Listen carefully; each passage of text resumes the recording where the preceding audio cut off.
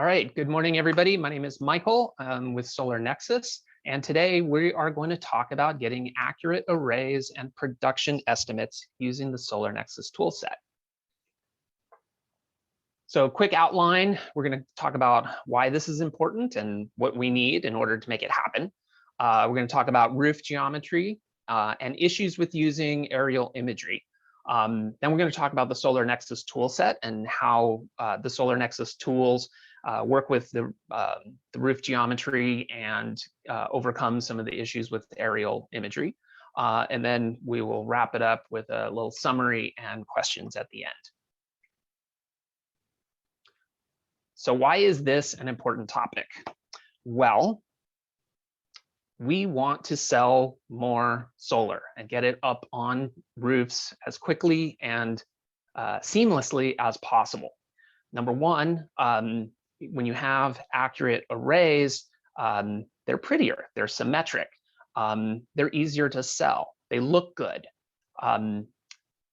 Right sizing the roofs, understanding geometry and drawing roofs correctly, in many cases actually allow you to install larger arrays or propose and sell larger arrays. We see a lot of times where people are squishing, skewing the actual shape, which actually tends to reduce the number of arrays or number of modules that can be fit in a certain area. So that's why it's also really important. It will result in fewer change orders, a lot less work on the operations team. The less extra work that you put on the operations team, the more efficient they will be and the more installs they can do. If you're doing installs faster, you're getting commission payments faster. All really important reasons. Do a good job up front, help your operations team be successful. And all of this, of course, is going to result in happier customers. Happier customers give more referrals. They give you great social media feedback, all those kinds of things. So what do we need in order to make this happen? Well, we need three things. And what we're going to cover mostly two of these in this presentation. So the first thing we need is accurate measurements and geometry. So we're doing remote design, right? We need to put boxes inside of other boxes. So we need to have an accurate determination of how big the boxes are, the roofs in this case, and which direction are they facing. The direction is going to be key to helping with accurate production estimates. Depending on how you're facing, that is going to determine how much sunlight each receives. The second thing we need is shade estimates, of course. There are objects around that block the sun from falling on the roof, and we need to have an idea of how much how much shade this is going to cause and how much degradation to the actual production estimates is going to happen. The third one, system performance factors. This is things like the efficiency of the module, degradation of the module, efficiency of the inverters, wire losses, all those kinds of things that go into the performance estimate calculation. We're not going to cover those things. Another way to think about it is those are your PV watts inputs, essentially. Okay, so how do we do our remote designs? Well, we are looking to lay out boxes in other boxes. Now, when somebody goes and actually builds a house, they use a 2D plan drawing. Here's an example of it right here. The things to know about the plan drawing is that it is scaled, it is accurate as far as angles, and because of the what we know about the geometry, it's very easy for us to size things appropriately and know what's going to fit in any area. Things to know: the exterior walls, those represent the eave lines, okay? And those are generally always at right angles to one another. That's an important aspect. Roof intersections, so when you have two different roof sections that come together like this, they form hips or valleys. And as long as the roof segments are the same slope, they will always meet at a 45-degree angle to the eaves. Really important. ridges of both gable and hip roofs are midway between the eaves. So here's an example. We got 18 feet on this side, 18 feet on this side. This ridge line, it's right in the middle between these two eaves. These are rules that are true across all different roofs, right? So really important to understand this. Now, if we had a plan drawing like this for every house, every prospect, we wouldn't need to use any aerial imagery, right? We could actually use this and have no problems at all, but we don't have these. So we are going to use aerial imagery as a substitute. What is aerial imagery? It is a 2D photograph, right? And it is an eyeball in the sky, it's a camera in the sky, looking down, taking a picture of a whole bunch of houses at the same time. I mean, that's what it is, right? So that's great, but there are some pitfalls to doing that. Number one is, again, this is a 2D representation. So it's the same with the plan set drawing. We've got this where we take everything that is here in this 3D object, and we're going to smash it up into this 2D plane. And what happens there, and what we need to be knowledgeable about, is these slopes. So here on the west and east roofs, they're sloped. And as a result, when you look at them straight down, the measurement that we see would only be, for example, this west roof, it would go from about here to here. Well, let's look at this one. It would go from here to here. Now, this line here is shorter than this line. The good news is, knowing slope, it's a very easy mathematical calculation to figure out what this actual length is. So not really a big deal as long as we know the slope. Cool thing that we added in recently is that we are putting in Google Project Sunroof's estimate of the slopes automatically. There's also an upside. We know that lines that are parallel to the ground, ridge lines and eaves, so here's a ridge and here's the eave, they appear actually with true length because they are not skewed by being pointed up or down, okay? Okay, the other thing that we know about aerial imagery is that perspective matters. So if we've got a camera straight above a given house, that's this, that is different than if we are looking at a house that's off here to the left, okay? The perspective is different. There's an angle, right? So what does that mean? That means, and here's an example looking at the 3D object, the apparent line and position of these lines, it varies with your perspective. So looking at this house, here's a hip roof. Look at how short this line looks in comparison to this line. But what do we know? These lines are actually, in reality, these are the same length, right? So the more of a perspective that you put on a home, the more skewed the more difference you will see in its position and line length. So again, if we're looking straight down, we can see the east and the west, or east and the west roofs. They're going to look nice and symmetrical because we are putting no angles in, right? We also can't see the sides of the houses. However, looking again at the house off to the left, now when we're looking at this west roof, we can only see a small amount of it. So the length that we can see will be much shorter than the length that we can see on the east side. So this is just something that, okay, we know this is true. Here's an example using this house, right? So we can see here the ridge line appears much closer to the west. Okay, so that's what's going on right here. But that's not reality, right? Reality is the ridge line is here halfway in between the two, okay? So this is an issue that we see a lot of people do. They're just drawing what they see on the image. And that's going to get you in a lot of problems. So here's an example again of an east-west roof. These are actually the same size. Person just traced the actual roofs, and then they get a layout that looks like this. So 2 rows of panels, 1 row of panels. So in this case, we are actually short a bunch of panels because we can't fit a second row on this roof. Now, if we use the tools properly, we would have evenly sized roofs and we could actually fit 2 rows, and that would be nice. You could sell more. It looks right. Here's an example of a hip roof. And here's some other issues that we see people do is draw areas that are not connected.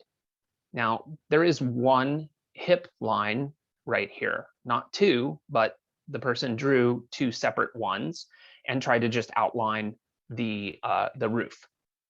And what did that end up doing?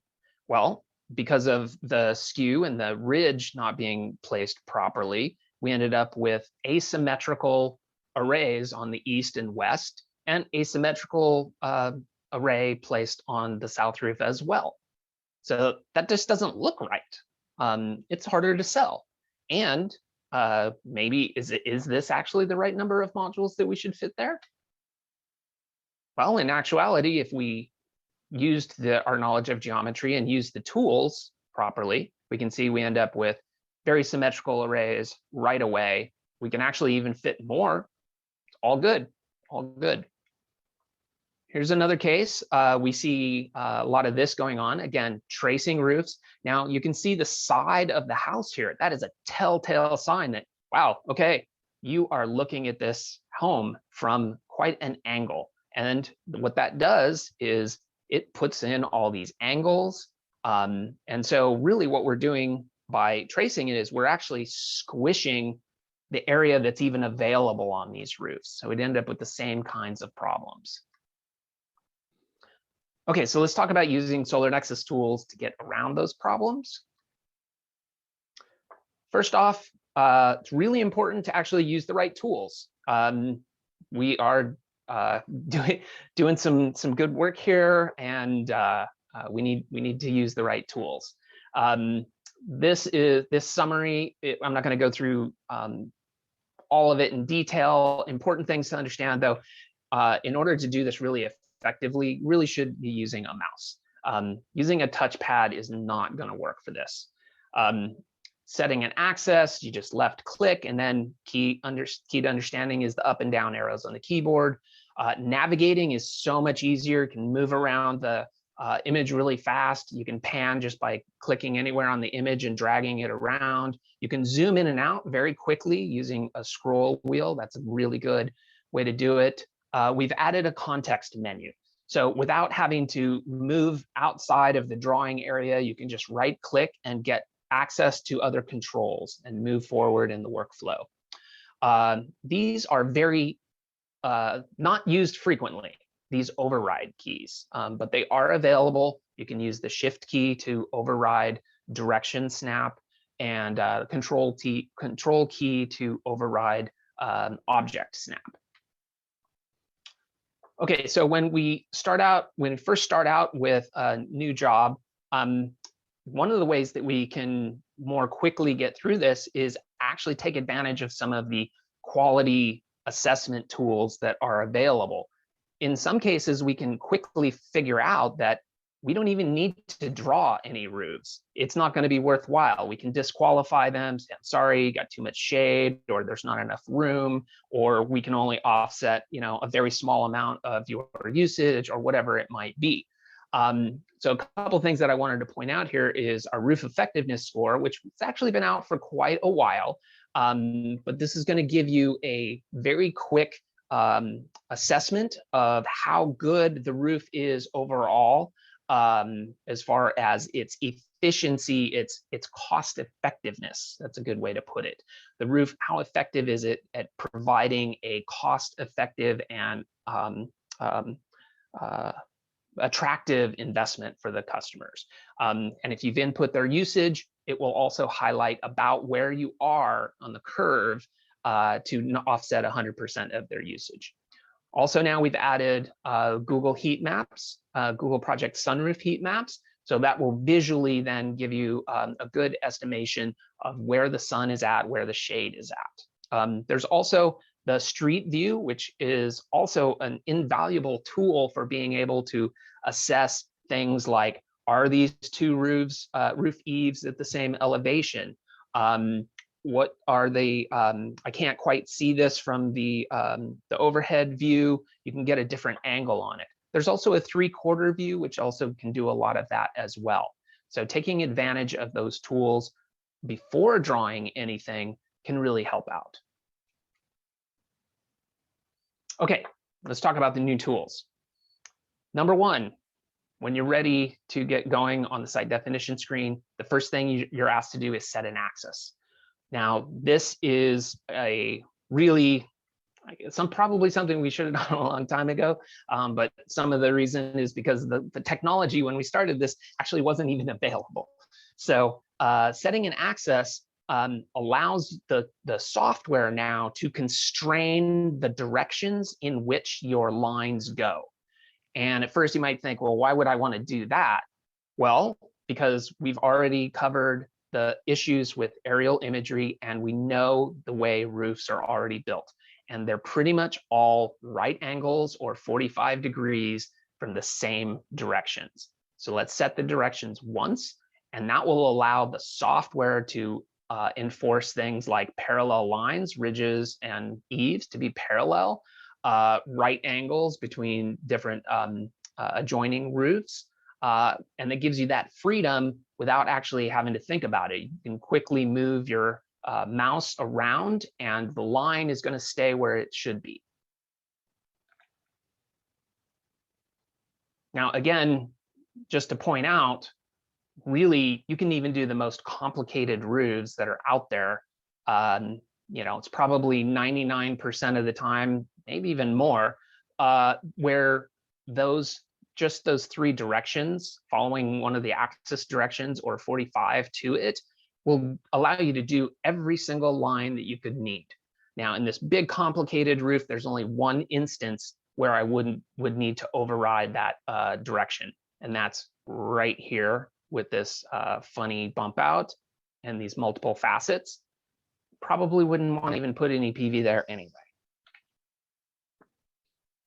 Okay, so let's jump into actual demo here. And what we'll do is we'll take a look at this demo, and then we'll talk about the strategies used.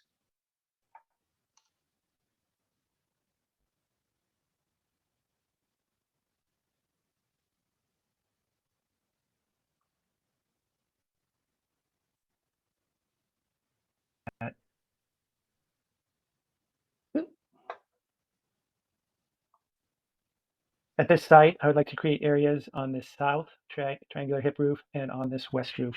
It's got a kind of an interesting feature here. The roof bumps out a little greater overhang from the patio. The challenging thing is going to be locating these ridge lines. I'm not sure, there may be skewness in the image. So I'm going to define the south triangle, and even though I have no intention of putting modules here, I'm going to define this north hip triangle. That way I can define these ridges perfectly. So first thing is to confirm the sites. Next, set the axis. I zoom in using the mouse scroll button, put the origin on a corner of the roof, use the up and down arrows to align the drawing axis with the edge of the building, and then set axis.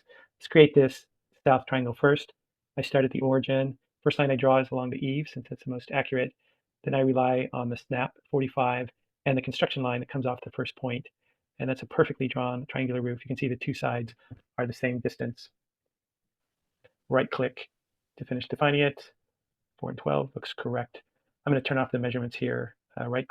You notice the slope there, it said detected slope. So that is telling you that, hey, Google, we were able to get that from the Google data. It can be overridden. Click and hide measurements. Now, rather than creating this west roof, I am again going to define this triangle so I can use it to help me place the ridge. Add array area, I'll start on the drawing axis. First draw along the eave. Again, snap up at a 45.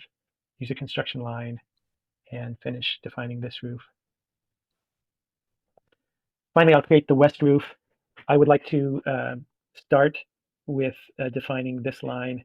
I'm going to add the array area. I will pick the shared ridge point first, draw the common hip line, go out here. Here's our little bump out. Again, I'm snapping to directions. I'm using the inference tools. Here I'm snapping to the line, then defining this common hip, going over the ridge. Once again, I know this should be at a 45, and then look what happens. Here, I don't have to guess where the ridge is. This construction line comes off the first point. So there's no guesswork here. And so this turned out to be pretty close to the image, but I've got a great deal of confidence that this is accurate. If I'm not going to use this, I could delete it here, or I could just not populate arrays on that. Okay, great.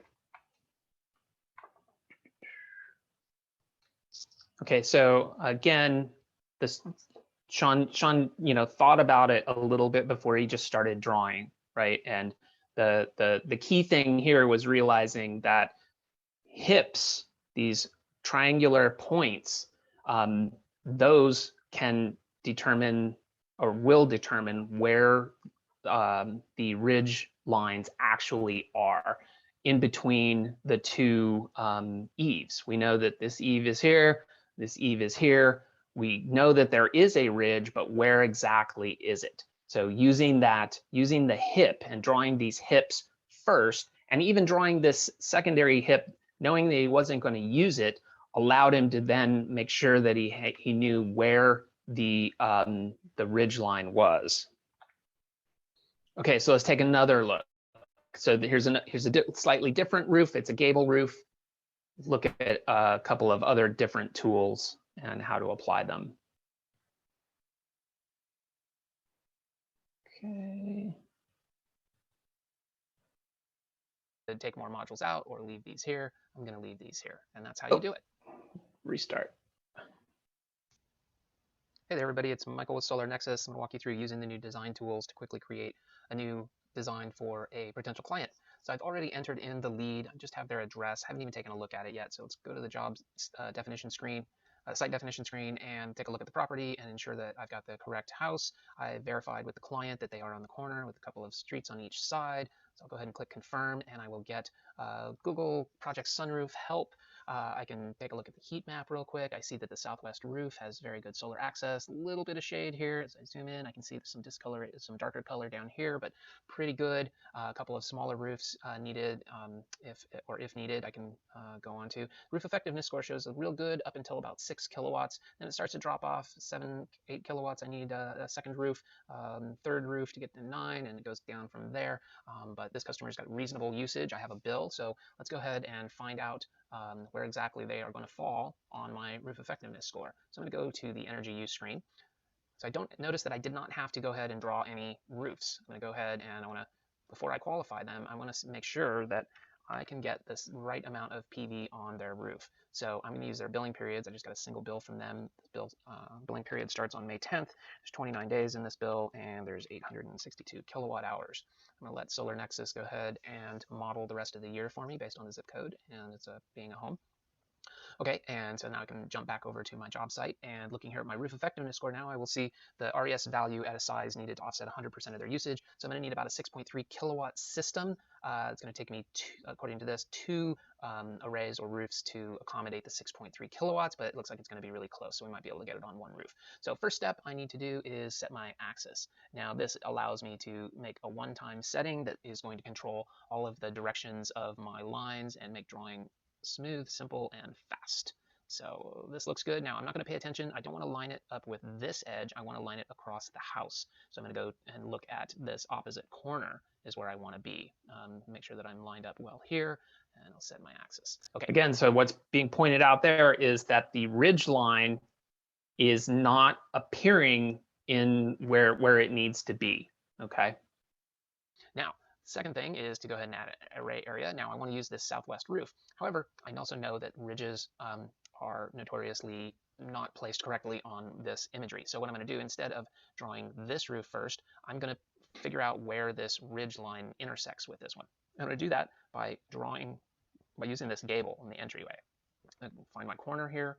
I'm going to go all the way across. Instead of coming here, I'm going to go all the way across, because that is something that I know is a correct distance. I will place the point, I will right click, and I will click halve side. Now that is halfway between here and here. I'm going to go up, and I know that this is at 45 degrees. So despite my the picture showing me the lines are here, that's not where the lines really are. This is where the lines are. Okay, now I can right click, say next. I'm going to make this the ridge. I have to use the ridge to orient my area.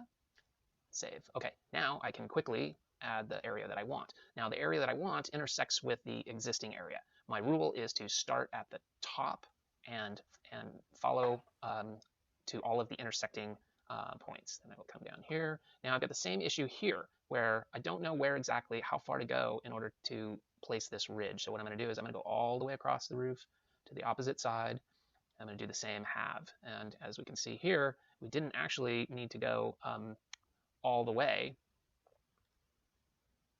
And there we go. Now we got a really good area. Again, I'm going to pick the ridge to orient my area, and I am done. Now, very accurate areas. Now, one thing that I wanted to point out here is you can see the sunroof estimates are going to show. One important aspect of this, if you have, so I had pointed out that there's a little bit of darker colors down in this area on the roof. So you can see that we're going to provide you sort of a range of solar access that is available on the roof. This one is pretty good all the way across, but you can see here it ranges from 89 to 96%. Okay, so it's all pretty high, but if you see roofs, obviously where it's like 50 to 90%, that means that there's going to be some spots of it that are really dark, and you can visually see that using the heat map. I can go ahead and set and qualify this is a qualified client. I'm going to add a solution, add a PV system, and I'm going to pick my basic sloped roof mount PV system. I'm going to use this Hanwha 380 roof setbacks. So these should be set for your areas where you are working regularly. I've got a 24-inch setback from my jurisdiction. I meant to say jurisdictions. The jurisdictions in which you work. You should have your common settings already input into your project settings. That's where this resides for the default. So you rarely have to go in here and change these, but it's good to know that they're there in case you're working in a different jurisdiction or you have a particular array where you need a different setback because of some other result. If I have valleys and hips, I need a 3-foot path to go up from the eave. So since I have an intersection going on, I am going to input 18 and 18 for hip and valley. So 18 and 18 would be 36. Okay, I'm going to add my arrays, and you can see I was able to get 142% offset. Now, got some issues here. This one's very small. Actually, it's only offsetting 12%, so I am going to delete that array. Okay, now I'm going to work on this array, and I'm going to toggle my module fill. I see that I have a couple of vents, so I can go ahead and work around those two vents down to 118%. Okay, now probably don't want this one module hanging out over here. Maybe not this one module hanging out over here either. So go ahead and take that out and take that out. Now I'm down to 106%, and that's probably maybe where I want to be. Click Save, and given the shade issues, SolarNexus is going to... So wanted to point out real quick that as you remove modules, SolarNexus is going to reevaluate the effect of the shade based on how many modules are left. And in this case, the estimate actually jumped up a little bit between the initial estimate when I had the layout done. So that's just something to be aware of. Refer back and determine. Oh, and one other thing. So the estimate in the roof effectiveness score was I was going to need about a 6.3 kilowatt to offset 100%. So right now I've got it at 6.8 with 108%. So it's actually matching up pretty well. Approximately how much shade is being affecting. So that's going to bring it down to 108%. So it actually went back up a little bit. And so I could take more modules out or leave these here. I'm going to leave these here. And that's how you do it. Okay, great. So the key things there, again, we're using a separate triangle to actually put and it's very quick to draw to actually make the desired area very accurate. And we use that have last segment feature, which is a pretty commonly used feature. You use it in a lot of different cases. and it can be accessed very quickly from the context menu, the right click. Okay, so barely talked about keep outs, but wanted to mention them. Those are still there. They're still free drawn. Use these for skylights, chimneys, and dormers. So like for when I was drawing this, I could have gotten here and then just drawn around it, but that's extra clicks. A lot of the time I want to just draw the area very quickly and then just draw a quick triangle around the dormer. That's just going to say, hey, let's stay out of that area. And let the software then figure out how the panel should be most effectively placed. Most of the time, we see people who just want to say, oh, I just want to manually drag these things around and stuff. They actually end up spending way more time and not getting as good of layouts. So let the software work for you. And this is how you can make that happen. Okay, so you might say, wait a minute, I got a house that doesn't necessarily conform to those rules, Michael. What do I do? Well, here's a case. You might find some houses that actually have more than one axis, and that's not a big deal. We'll show you why here.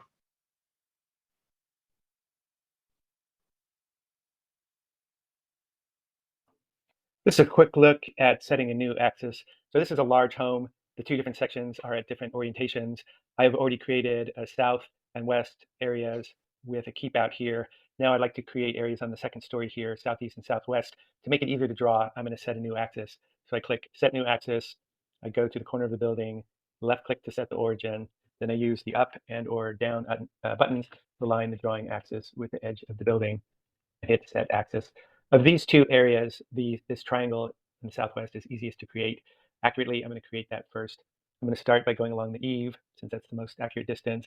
I'm just going to go around this little peak here at 45, choose the edge, and then rely on the construction line and the snap. So that is a accurate triangle. And you can see there's quite a bit of skewness in this image. Now, as I create the southeast array, I'll start with a common geometry, starting at the shared ridge point, going along the common hip line up to the corner, and then again, rely on the snapping. Here's 45 degrees, and the construction line that appears off the first point in this area. So as you can see, once again, the ridge is off from where it should be. Finish defining this. That's a look at setting axis. You can set a new axis as many times as you want on a single project. Easy, easy, easy, easy. So you can do that as many times as needed. Again, it's pretty rare actually to find houses that actually are on two different axes, but it does happen. Okay, here's another case. Now, what if the house doesn't really have an axis? So one of our users asked me about this last week, and I thought, wow, I don't think I've seen a house that has such a no right angles, virtually no right angles. Okay, well, that's fine, but it's a rarity. So we don't want to build the tools around this case. We want to build our tools around, you know, the 99% of the time case. So that's what we did. And it's not a big deal. We do have a way to get around it. We can disable that direction snap just by holding down the shift key while you're drawing. And no problem, we were able to, you know, very quickly draw this area without an issue. Okay, let's start closing it up here. So we've got some basic rules that may not be entirely obvious, and so we want to really enforce those because they will enable you to get the best results quickly. And there's great news is that we have this always. Really, you want to always start your very first area by drawing an eave line. It's probably 99% of the time. I happen to demonstrate a case where I started on the eave, but it wasn't a line, it was just a point, right? When I did the demo of that gable roof, okay? But the point was starting on the eave. That always grounds you, it sets you in a good place. Eaves are correct in position and length, okay? Really important. Okay, placing ridge locations, second, you know, biggest issue with our imagery. And so for gable roofs, we want to draw that rake line, which is the the right angle edge, the outside edge of the roof. And we want to draw that from eave to eave, all the way across the roof, and then use that half last segment feature in order to place our ridge. Okay. And then for hip roofs, kind of a little bit simpler even, you just draw the eave for the triangular section and then just follow the 45s up and down, and that will find the ridge, that point. Other really important rule is when you have adjoining roofs, these are not separate boxes, right? They're attached boxes. They share a single line. So go ahead and start by, usually you can start at the top, so maybe on a ridge, but you might also end up with multiple points. The point is you want to follow the shared points first. Always trace the shared points first, and all you have to do is click. It'll snap to the existing point. So just click, click, click. Super easy. Let the software help you to do that. And then when you go around to close the area, you will have that construction line from that first point, which is connected to the existing area, and that will help you to close it just like this. So those are really you get know these three rules, they will really get you 98% of the way. Okay, so in conclusion, so we've got these roof geometry, it follows rules, and we also want to follow them regardless of the imagery or the perspective. The perspective is going to change from property to property. It always is, but the rules for the roof geometry always stay the same. Use a proper input device. That's going to help you a lot. Don't struggle. Don't fight it. Use a mouse rather than a touchpad. And if somebody doesn't have that proper device or can't draw the areas for some reason, then consider having someone else on the team draw the areas for them. That's okay. That's a perfectly okay thing to do. And it was still going to really help your overall performance, your business's performance. Just a reminder, we have lots of training available. Click that show me how, type in a phrase, you will get access to videos. There's an article that shows all of the information about the anatomy of a roof. So you can't remember which type of line is which, all those kinds of things. So take advantage of that. And with that, we'll open it up for questions. Sean, what do we got? There are no open questions. Wow. Either this made no sense or it was perfectly clear, and I'm going to go with the second. Okay, everybody. With that, we will send out a recording link so you can share it with your friends. Hopefully you got a lot out of this. Share it far and wide. Make sure your teams are getting the most out of the software, and we'll look forward to talking to you again soon.